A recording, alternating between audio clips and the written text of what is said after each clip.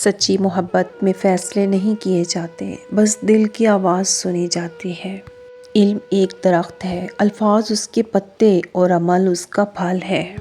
عورت نازک ہوتی ہے اور مرد سخت جان، اس کے باوجود عورت مرد کا تھپڑ بھی سہ لیتی ہے اور مرد اس کی اونچی آواز بھی برداشت نہیں کر سکتا۔ میں تعلیم یافتہ اور ذہین عورتوں سے نفرت کرتی ہوں، کمبخت بھلا کی جھوٹی ہوتی ہیں۔ بانو قدسیہ۔ بات یہ ہے سر جی کہ جب محبت مل رہی ہوتی ہے تو سمجھ نہیں آتی کہ کبھی محبت دینی بھی پڑے گی۔ ہمیشہ چار دیواری میں رہنے والی لڑکیوں کے عشق سے ڈرو، انہیں دنیا نہیں دیکھنی ہوتی، وہ جسے چاہتی ہیں وہی ان کی دنیا ہوتی ہے۔ جو چیز تم سے لے لی گئی ہے، ایک وقت ایسا بھی آئے گا کہ اس کی یاد تمہارے ذہن و دماغ سے مٹا دی جائے گی، اور عنقریب اللہ تمہیں وہ چیز عطا کرے گا جس کی تمہیں توقع بھی نہ تھی۔ ہر چیز اللہ کے ہاتھ پہ ہے، اس کا بھروسہ رکھو، مسکراتے رہو، کبھی بے سہارا نہیں رہو گے۔ زندگی میں کبھی بھی یہ خواہش مت کریں کہ جو آپ کے پیٹھ پیچھے لوگ بول رہے ہیں وہ آپ کو سنائی دے، کیونکہ اگر آپ نے وہ سب سن لیا تو اس دنیا میں آپ کو اپنا کوئی ایک بھی مخلص نہیں ملے گا۔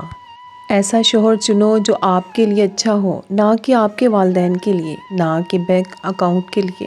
ایسا کوئی چنو جو آپ سے ہر وقت محبت کرے، جو غلطی نہ ہونے پر بھی معافی مانگے، جو کہ آپ کو کھونے سے ڈرے، جو آپ کو خوش رکھنا چاہے، جو کبھی بھی رشتہ ختم نہ کرے۔ ایسے شخص کو کبھی مت کھونا جو ہر وقت آپ کے ساتھ رہا ہو، محبت کا اظہار کیا ہو، ورنہ زندگی بھر کہیں سکون نہ ملے گا۔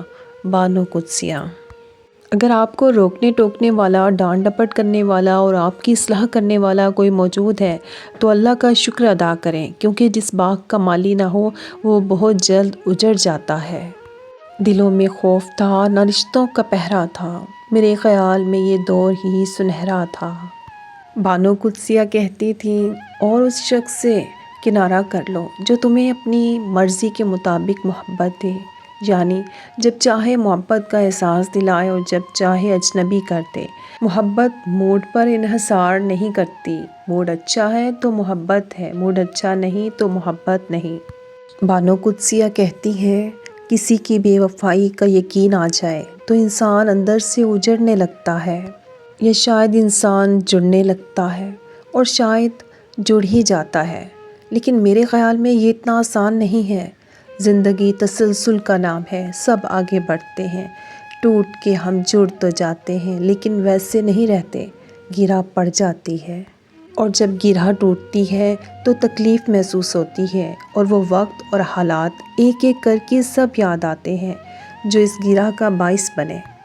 آہستہ آہستہ آدمی بڑے سے بڑے بوجھ کے لیے بھی تیار ہو جاتا ہے، ہمت وغیرہ کوئی نہیں ہوتی، بس عادت پڑ جاتی ہے۔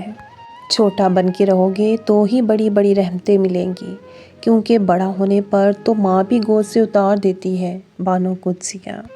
معجزوں کی راہ تو اللہ آخری سانس تک کھلی رکھتا ہے، کیونکہ بے بس ہم ہیں، وہ تو پل میں نصیبوں کو بدل سکتا ہے۔ معلوم سب کو ہے زندگی بے حال ہے، لوگ پھر بھی پوچھتے ہیں کیا حال ہے۔ محبت میں خواری کی ایک بڑی وجہ یہ بھی ہے کہ یہ انسان خود سے زیادہ محبوب سے مخلص ہو جاتا ہے۔ عورت کو ایک ایسے مرد کی ضرورت ہوتی ہے جو اس کی ہر کام میں مدد کرے، اس کی عزت کرے، اس کے لاڈ میں زمانے سے اور حالات سے لڑ جائے۔ ایسے مرد کی نہیں جو دنیا کے سامنے عورت کی تذلیل کرے۔ ڈوبنا ہی پڑتا ہے ابھرنے سے پہلے، غروب ہونے کا مطلب زوال تھوڑی ہے۔ محبت میں ذاتی آزادی کا طلب کرنا شرک ہے۔ بیک وقت دو افراد سے محبت نہیں کی جا سکتی، محبوب سے بھی اور اپنی ذات سے بھی۔ اس طرح سے محبت ایک طرح کی غلامی کا عمل ہے۔ اگر محبت کسی چہرے سے کرنی ہے تو یقین جانیے محبت کرنے کے لیے حضور اکرم صلی اللہ علیہ وسلم سے زیادہ حسین و جمیل چہرہ کسی کا نہیں۔ عورت ہو تم، باہر نکلو تو چہرے پر حجاب ہو اور لہجہ اتنا تلخ ہو جیسے تیزاب ہو۔ مرد ہو تم، تمہاری ہستی کا اتنا تو رعب ہو، پاس سے گزرے جو کوئی عورت تو وہ بے خوف ہو۔ گزشتہ نسلوں کے پاؤں ننگے اور امیدیں بلند تھیں، آج کی نسل کے جوتے مہنگے اور دماغ خالی ہیں۔ تلخ مگر ایک حقیقت، اگر آپ کی بحث کسی بدتمیز شخص کے ساتھ ہو جائے تو چپ چاپ ہار مان لیں، یعنی خاموشی اختیار کر لیں، کیونکہ آپ کی بات اور آواز کتنی ہی دمدار کیوں نہ ہو، لیکن آپ ایک کتے سے اچھا نہیں بھونک سکتے۔ محبوب بلا وجہ ناراض ہونے لگے تو سمجھ جائیں وہ اداس ہے، اسے آپ کی محبت کی ضرورت ہے۔ لڑنے کی بجائے اسے خوب پیار دینا سمجھدار خاتون کی نشانی ہے۔ سب سے پہلے اپنے ذہنی سکون کو اہمیت دو، خود کو دور رکھو فضول کے پریشر، ناپسندیدہ اور وقتی تعلقات سے۔ اپنا کام کرو اور کسی کا کھلونا مت بنو۔ آج تک کسی نے تمہارا خیال رکھا؟ نہیں نا۔ جب تم خود ہی اپنی ذات کو اہمیت نہیں دو گے تو کسی اور کو کیا ضرورت پڑی ہے تمہارا خیال رکھے۔ اپنے وجود کی خود قدر کرو۔ جب کوئی عورت آپ کو نظر انداز کر رہی ہو تو اس کا مطلب یہ نہیں کہ وہ آپ سے نفرت کرتی ہے، اس کا مطلب ہے اس کا دل دکھا ہے۔ سسرال اس گھٹی ہوئی جوتی کی مانند ہے جسے پہنو تو معلوم نہ پڑے کہ کہاں سے چبھتی ہے۔ گنتی لائق کچھ نہیں ہوتا، لیکن اتارو تو پاؤں من بھر کا ہو جائے، یوں کہ خود اپنا بوجھ سہارنا ہی مشکل ٹھہرے۔ الجھنا چھوڑ دیں ایسی چیزوں سے، حالات سے اور ان لوگوں سے جن کو آپ بدل نہیں سکتے۔